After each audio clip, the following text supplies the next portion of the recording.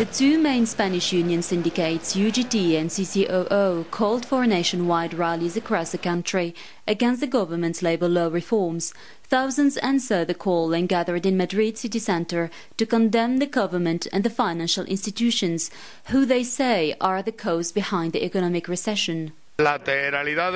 We must use this symbolic day of 1st of May, Workers' Day, as a trigger for broader mobilizations.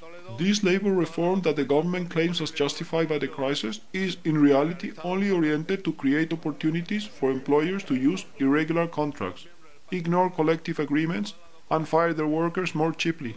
The two unions, representing 2 million workers, are fighting several drastic government spending cuts. The government introduced a €15 billion austerity package, cutting civil servants' pay and pensions by 5% and increasing the retirement age from 65 to 67 years. José Luis Rodríguez Zapatero's government announced the revision of the entire pension system that has become unsustainable due to the economic crisis. A reform that means more temporary contracts and deregulation in contracting workers. A substantial reduction of the penalties for improper layoffs.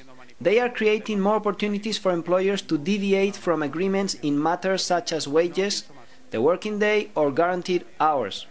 More instability, more insecurity, less income, less rights.